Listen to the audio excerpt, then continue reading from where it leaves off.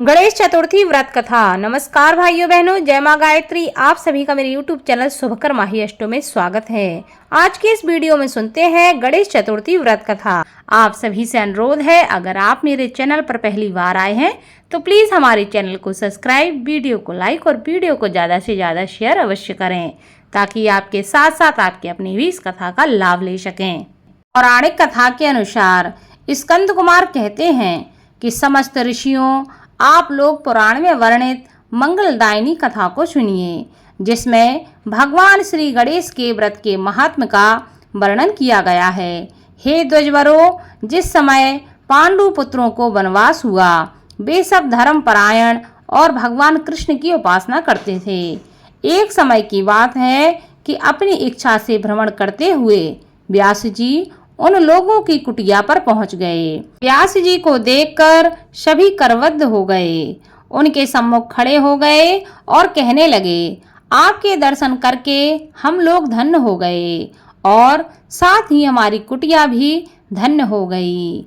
आज आपके दर्शन से हमारा जीवन धन्य हुआ। आज हम लोगों का सब कुछ सफल हुआ, क्योंकि आज हम लोगों ने आपके दर्शन प्राप्त किए हैं। आपके दर्शन मात्र से कष्टों का निवारण हो जाता है। आपने मेरी कुटिया में पदार्पण किया है, अतः हम लोग आपका स्वागत करते हैं। हम लोग राजयुत होकर भी आज अपने आप को धन्य मान रहे हैं। ऐसा कहकर पांचों पांडव भीमसेन, युधिष्ठिर, अर्जुन, नकुल और सहदेव उन्हें प्रणाम करके उनके सामने खड़े हो गए। पाद, अर्घ्य, आचमन और आसन प्रदान करके द्रौपदी ने हाथ जोड़कर उनसे कहना प्रारंभ किया, हे मुनिवर, मैं राजरानी होकर भी दुर्योधन की भरी सभा में केस पकड़कर अपमानित हुई और वनवासिनी बनाई गई। अब मैं क्या उपाय करूं जिससे हमारे सभी क्लेशों का शमन हो जाए तथा हमारे शत्रुओं की पराजय हो जाए। इस प्रकार युधिष्ठिर द्रौपदी के संकट नाशक उपाय पूछने पर सर्वज्ञ व्यास जी ने कृपा पूर्वक उन्हें उपाय बताया। हे महाराज, इस प्रकार संपूर्ण विश्व में आपके जैसा कोई दूसरा धर्मात्मा नहीं है। मैं आपसे ऐसे व्रत का वर्णन करूंगा, इससे आपके समस्त दुखों और कष्टों का निवारण हो जाएगा। इस व्रत शुभदायक, फलदायक, दिव्य और पृथ्वी पर सभी मनोरथों को पूर्ण करने वाला है। इस व्रत के करने से विद्यार्थियों को विद्या और धनार्थियों को धन का लाभ होता है। इस संबंध में एक प्राचीन कथा है जिसका मैं तुमसे वर्णन करता हूँ। युधिष्ठिर, उसे तुम ध्यान से सुनो। प्राचीन समय की बात है। सतयुग में चंद्रसेन नामक एक राजा थे। वे अपनी रानी के साथ दीक्षा लेकर परिवार के सहित रहते थे। वे अपने स्वजनों, उनके पुत्रों एवं कुटुंबियों के साथ अपना जीवन आनंद पूर्वक व्यतीत कर रहे थे। सौभाग्य से उनकी रानी बहुत ही गुणवती तथा पतिव्रता थी।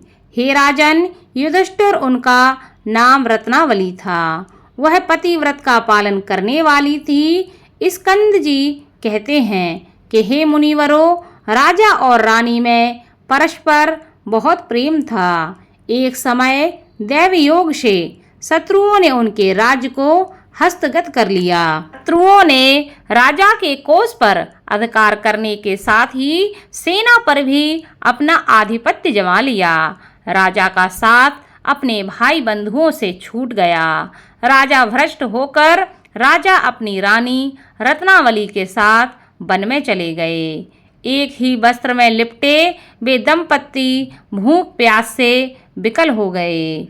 हे युधिष्ठिर, रानी रत्नावली के साथ राजा अकेले वन में भटकने लगे। दोनों भूख प्यास से पीड़ित होकर वन में चलते चलते उन दोनों को सूर्यास्त हो गया। उस भयंकर वन में शेर, बाघ, चकवा, बगुला, कोयल और सारस रहते थे। रानी के पैर में कांटा चुभ जाने से राजा को महान कष्ट का अनुभव हुआ। उस वन में घूमते हुए राजा ने प्रातःकाल महर्षि मार्कंडेय को दूर से ही देखा। धीरे धीरे चलकर वहां तक पहुँचे और उन्हें दंडवत प्रणाम किया। उनकी पत्नी ने श्री मुनि को बारंबार प्रणाम किया। वन में विराजमान तपस्वी एवं जितेंद्रिय मुनि मार्कंडेय जी से हाथ जोड़कर राजा ने कहा। राजा ने पूछा कि हे मुनिवर, मैंने पूर्व जन्म में ऐसा कौन सा पाप किया था जिससे मेरी राजलक्ष्मी शत्रुओं द्वारा छीन ली गई है। मार्कंडेय मुनि ने उत्तर दिया कि हे राजन, आप अपने पूर्व जन्म के वृतांत को सुनिए। मैं आपको बतला रहा हूँ। एक बार आखेट यानी कि शिकार के लिए आप गहन वन में चले गए। हरिण, चीते, खरगोश का शिकार करते करते उस वन में रात हो गई और अधिक मास की चतुर्थी आ गई।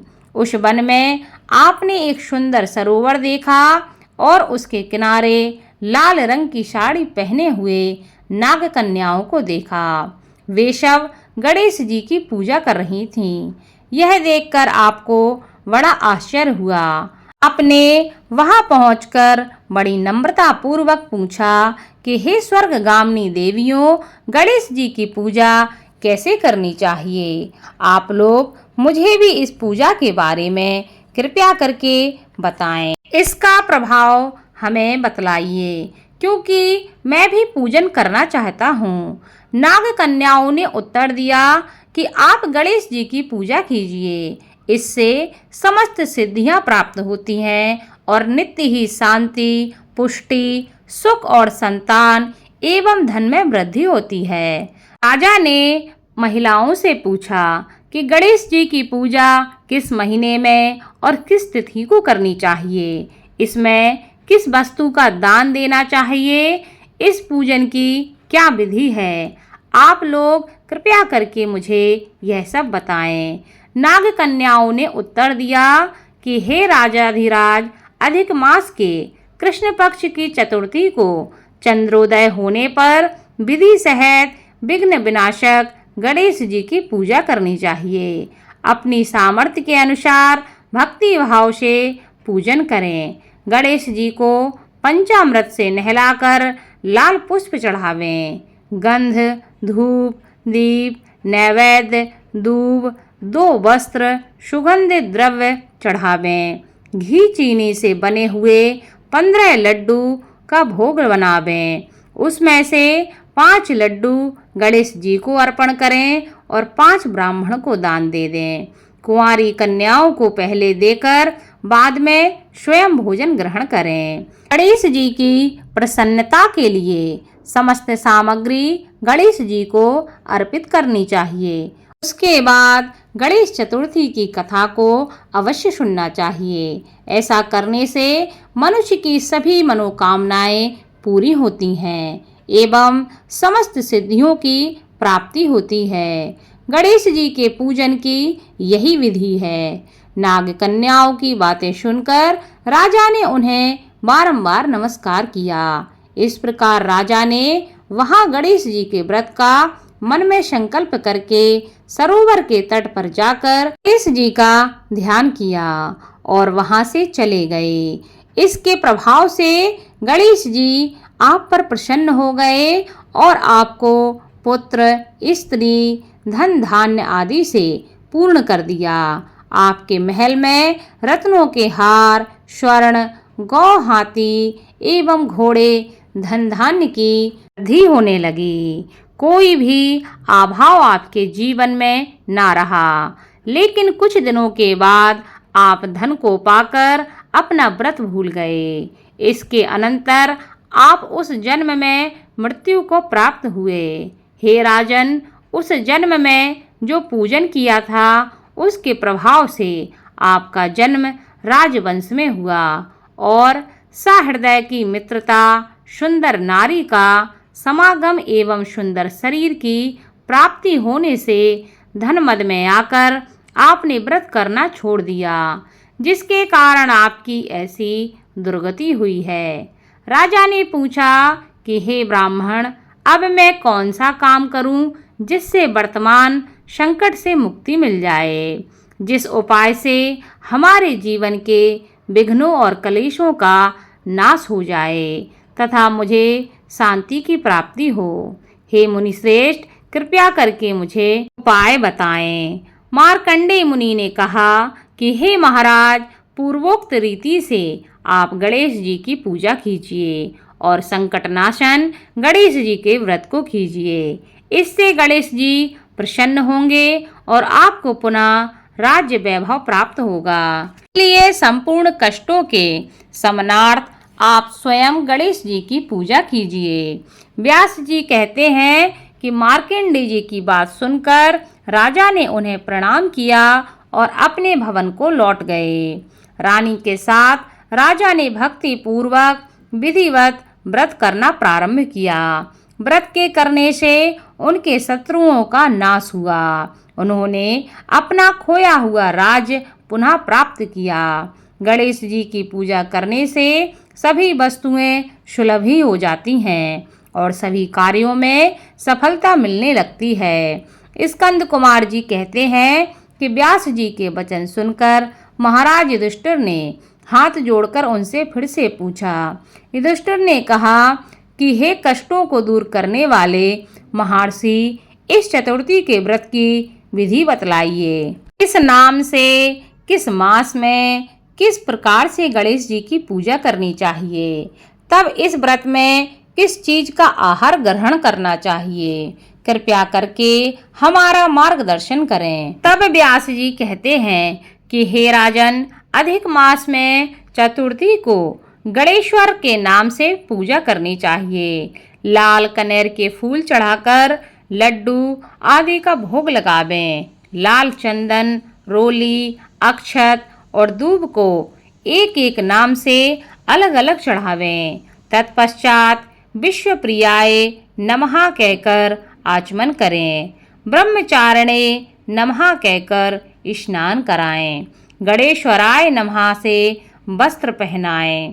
पुष्टिदाय नमः से चंदन चढ़ावें। विनायकाय नमः से पुष्प चढ़ाएं। उमासुताय नमः से धूप समर्पित करें। रुद्रप्रियाय नमः से दीप समर्पित करें। विघ्न नाशने नमः से नैवेद्य अर्पित करें। फलादात्रे नमः से तांबूल चढ़ाएं। संकट नाशने नमः से फल चढ़ावें। इसके बाद विघ्न विनाशक गणेश जी से प्रार्थना करें कि हे सुंदर मुख वाले गणेश जी, मैं भव बाधा से ग्रस्त एवं भय से पीड़ित और कलुषों से संतप्त हूँ। आप मेरे ऊपर प्रसन्न होइए। हे दुख दारिद्र के नाशक गणनायक जी, मेरी रक्षा कीजिए। हे विघ्नों के विनाशक, आपको बारंबार प्रणाम है। उसके बाद इस मंत्र से पुष्पांजलि देकर चंद्रमा को अर्घ्य देवें। हे क्षीर सागर ग्रह संभूत, हे द्विजराज, हे षोडश कलाओं के अधिपति, शंख में सफेद फूल, चंदन, जल, अक्षत और दक्षिणा लेकर हे रोहिणी सहित चंद्रमा, आप मेरे अर्घ्य को स्वीकार करें। मैं आपको प्रणाम करता हूँ। उसके बाद ब्राह्मण को भोजन करावें, लड्डू और दक्षिणा दें। देवता तथा ब्राह्मण से आशीर्वाद ग्रहण करें। अन्य द्वारा स्वयं आहार ग्रहण करें। रात्रि में भूमि पर शयन करें। लालच विहीन होकर क्रोध से दूर रहें। हर महीने गणेश जी की प्रसन्नता के लिए निम्न व्रत करें। इसके प्रभाव से विद्यार्थियों को विद्या, धनार्थियों को धन प्राप्ति होती है एवं कुमारी कन्याओं को सुशील वर की प्राप्ति होती है। और सौभाग्यवती रहने वाली महिलाओं अगर यह व्रत करती हैं तो दीर्घ काल तक पति का सुख भोगती हैं। विधवा रहकर व्रत करने पर अगले जन्म में वह हमेशा सधवा होती हैं एवं ऐश्वर्यशालिनी बनकर पुत्र पौत्र आदि का सुख भोगती हैं और अंत में मोक्ष को प्राप्त करती हैं। पुत्रेक्षु को पुत्र लाभ एवं रोगी को रोग निवारण मिलता है। भयभीत व्यक्ति भय से रहित हो जाता है एवं बंधन में पड़ा हुआ व्यक्ति बंधन से मुक्त हो जाता है। व्यास जी कहते हैं कि हे राजन, इस प्रकार आप भी इस व्रत को कीजिए। इस संकट नाशक चतुर्थी व्रत करने से आप गणेश जी की कृपा से अपने राज्य को पुनः प्राप्त कर लेंगे। जो मनुष्य भक्ति भाव से इस मंगलदायिनी पौराणिक कथा को सुनता है या पढ़ता है, उन्हें परम सिद्धि, सुख, लोकोत्तर वैभव की उपलब्धि होती है। हे महाराज, आपके प्रश्न के अनुसार मैंने संपूर्ण मनोरथों को पूर्ण करने वाले इस संकट नाशक गणेश चतुर्थी का विवरण सुनकर राजा युधिष्ठिर ने इस व्रत को किया। इसके प्रभाव से उन्हें संपूर्ण शत्रुओं को रणभूमि में परास्त करके भारतवर्ष का राज्य अपने अधीन कर लिया। बोलो भगवान गणेश की जय।